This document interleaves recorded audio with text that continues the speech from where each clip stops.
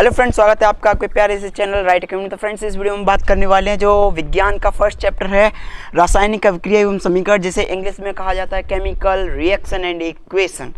इसके बारे में जानेंगे। तो इसके अंतर्गत हमें ये देखना होगा कि कैसे रिएक्शंस होती है, कैसे समीकरण बनते हैं। तो सबसे पहले इन चीज़ों के बारे में हम छोड़ते हैं। सबसे पहले हम क्या करते हैं, शुरुआत कर रहे हैं तो सबसे पहले हम जाएंगे नाम पर। किसी भी चैप्टर को पढ़ना है उससे पहले सबसे पहले ये पूछो कि भैया हम उसे पढ़ क्यों रहे हैं, आखिरकार क्या कारण पड़ गया जिसके कारण हम इस चैप्टर को पढ़ रहे हैं। तो चलो यही देखते हैं।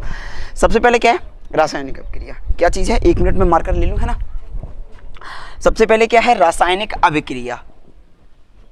अभिक्रिया सोचो, ये अभिक्रिया होती क्यों है ना, क्यों होती है अभिक्रिया। देखो सोच के चलो, आप स्कूल में हो, आपने वहाँ से देखा कि आपका कोई कार्य गलत हो गया, आपने इरेजर ली और उसे मिटाया। मिटाने के बाद उस इरेजर को आपने उसे वापस कर दिया। तो आपने उससे इरेजर ली और अपना काम किया, वापस कर दिया। यही रिएक्शन होती है, मान के चल लो, यही रिएक्शन होती है। तो इसी चीज़ को देखेंगे। क्या है कि जब कोई परमाणु होता है और उसको अपना अष्टक पूरा करना होता है तो वो किसी से उधार ले लेता है। उधार लेने के बाद जैसे ही वो आपस में एक अष्टक अब उससे लेता है तो आपस में वो दोनों जुड़ जाते हैं। यही होती है रिएक्शन। इसे परिभाषा में के तौर पर भी समझेंगे, बट अभी यहाँ पर देखते हैं। चलो, तो सबसे पहले क्या है, हम बनाते हैं लेते हैं अपना सोडियम क्लोराइड। बहुत अच्छा है, सब जानते हैं सोडियम क्लोराइड को NaCl कहते हैं। नाम NaCl है। कौन जानता है इसे क्या कहते हैं, सोडियम क्लोराइड? जी, क्या होता है? अगर पता हो आपको तो कमेंट में ज़रूर लिखना, ज़रूर लिखना। तब तक के लिए मैं आपको बता देता हूँ, वीडियो पोस्ट करके जल्दी बता देना। चलो रहने दो, मैं बताता ही नहीं हूँ, आप लिख देना क्या चीज़ है। पहली क्लास है, ज़रूर बताना क्या है। NaCl को क्या कहते हैं, मतलब क्या कार्य में आता है आपके, और इसका नाम क्या है। चलो देखते हैं। तो Na में ये Na नाम किसका है? Na नाम है आपका सोडियम का, है ना। मैं इसके ऊपर लगा लूँ कैप को, है ना। Na नाम है, Na यहाँ पर लिख लेते हैं अपना Na, है ना। और यहाँ पे Na को लिख देते हैं सोडियम, ठीक है ना। इधर लिख लेते हैं Cl, इधर हो जाता है क्लोराइड,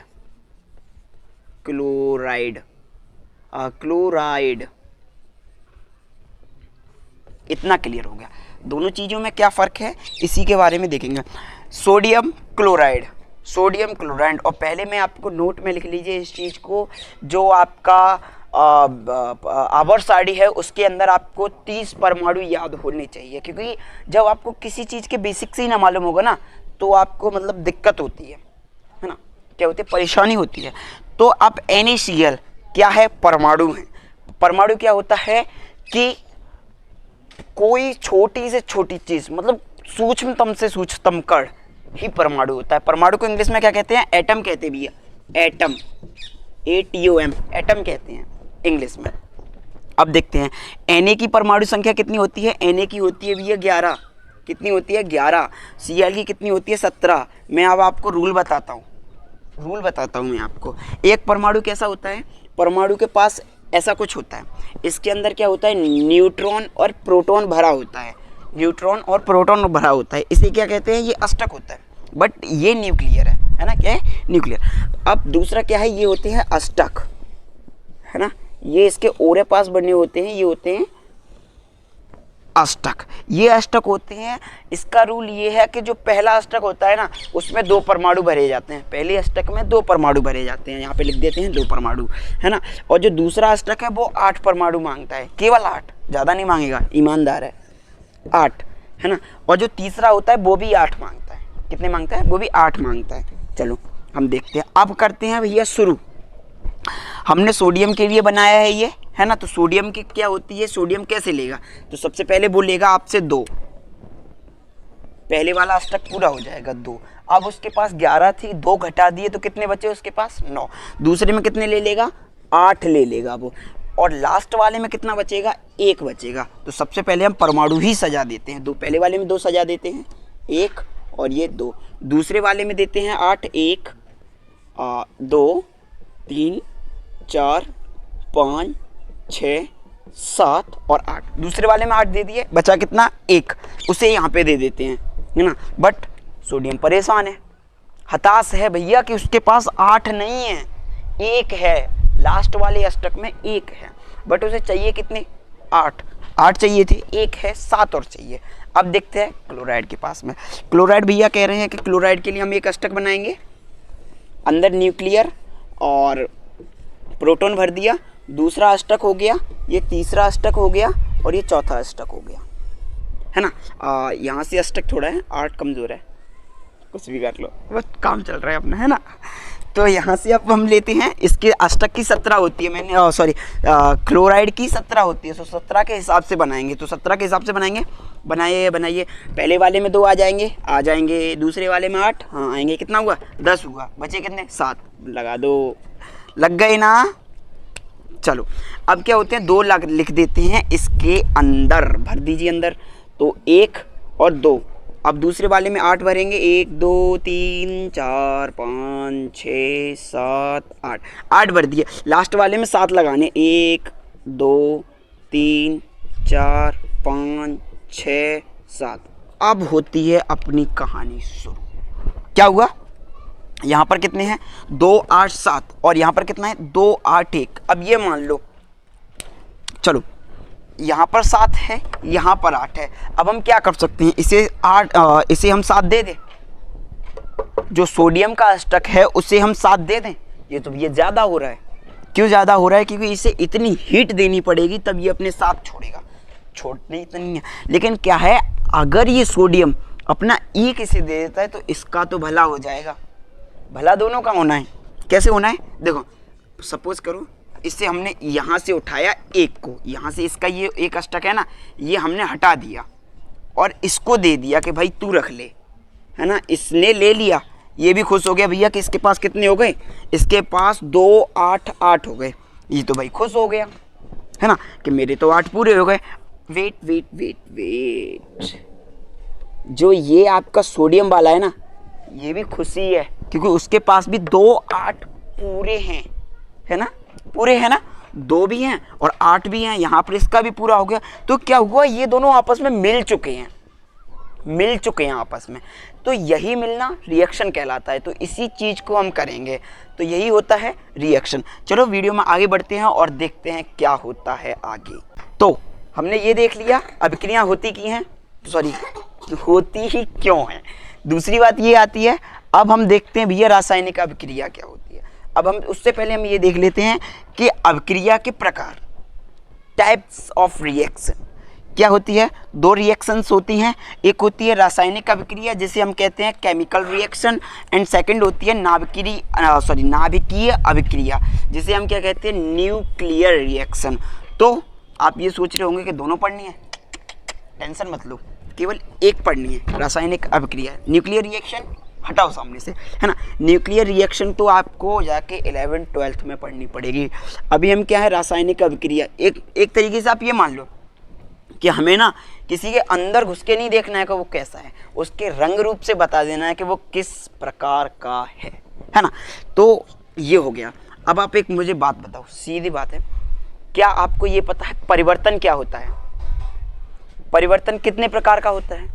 तो मैं आपको बता दूं, परिवर्तन 2 प्रकार का होता है। कितने प्रकार का? 2 प्रकार का होता है। कितने प्रकार का? 2 प्रकार का। कौन कौन सी टाइप्स होती हैं परिवर्तन की? 2 प्रकार होती हैं। एक होता है भौतिक परिवर्तन,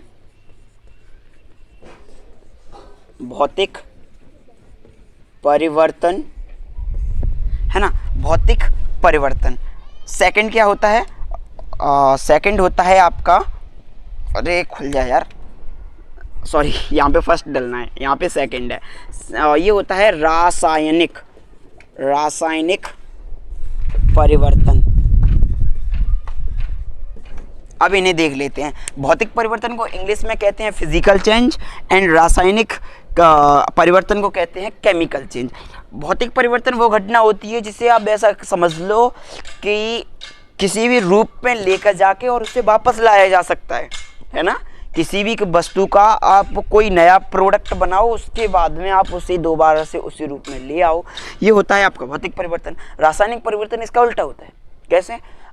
आप ना किसी और प्रोडक्ट को बनाओ उसके बाद आप उसे उसी प्रोडक्ट के रूप में नहीं ला सकते। कैसे? उदाहरण द्वारा समझते हैं।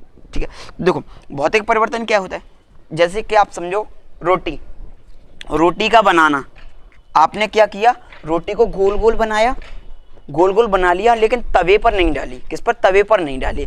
उसके बाद आपको आ गई गुस्सा और आपने उसको दोबारा से आटा बना दिया। कुछ हुआ ना, रोटी थी, रोटी के फिर से आपने आटा बना दिया, है ना, कुछ गलत तो नहीं हुआ? वही हुआ ना। तो ये होता है फिजिकल चेंज। एंड यहीं पर चेंज बदल जाएगा कि आपने रोटी बनाई, उसके बाद तवे पर डाल दी और वो बन गई रोटी। उसके बाद में अगर आपको गुस्सा आए, चाहे कुछ भी आए, आप उसे दोबारा से कैसे भी कीजिए, लेकिन वो रहेगी रोटी, आटा नहीं बन सकती दोबारा, है ना। उसी प्रकार से होता है लोहे का पीटना।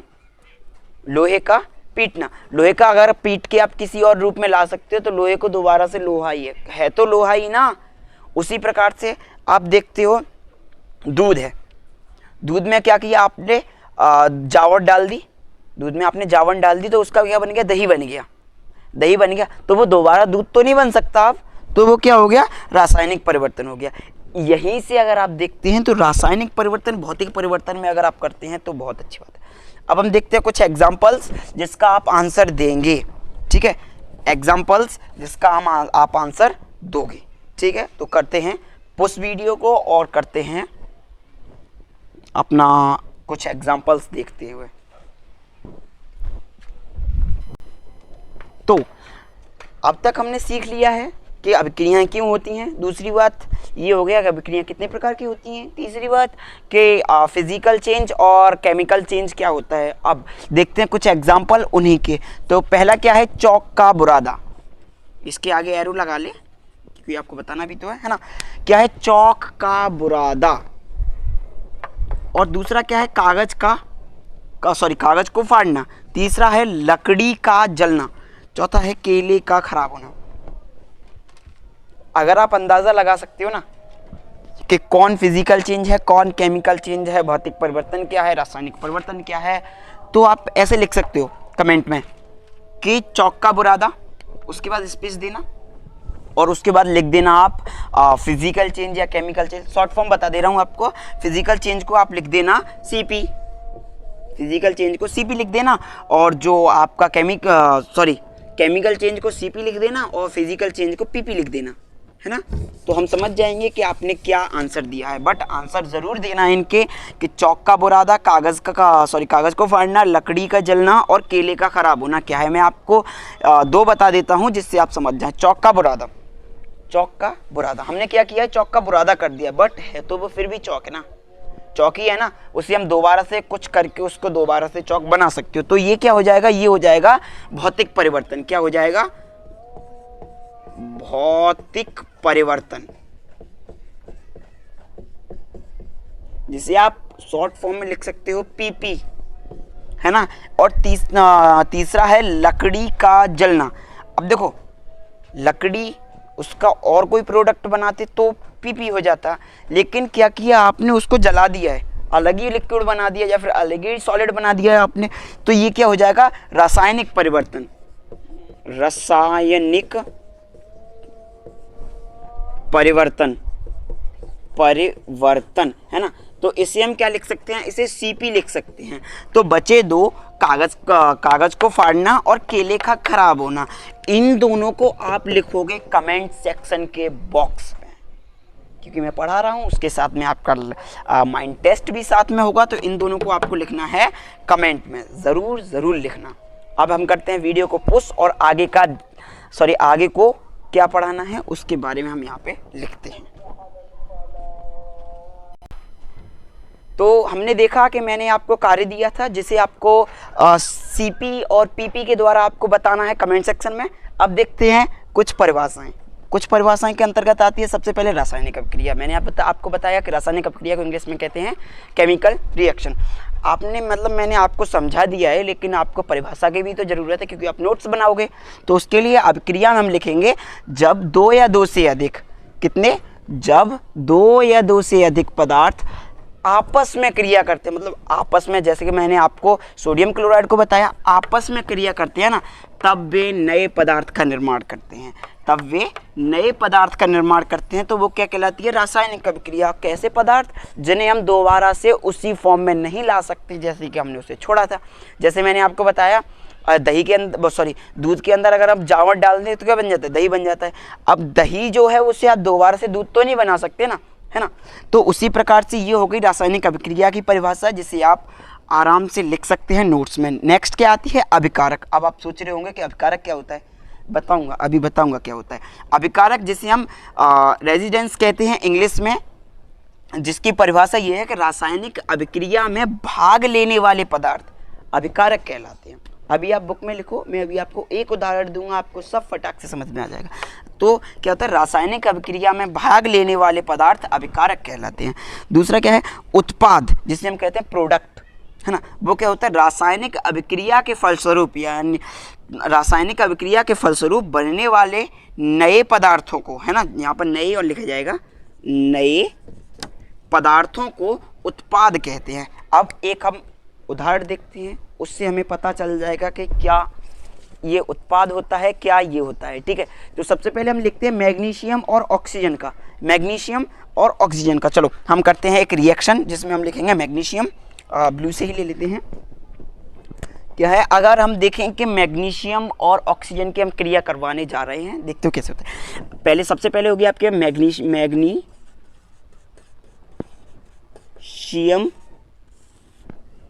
प्लस, मैग्नीशियम के साथ हम किसको ले रहे हैं? ऑक्सीजन।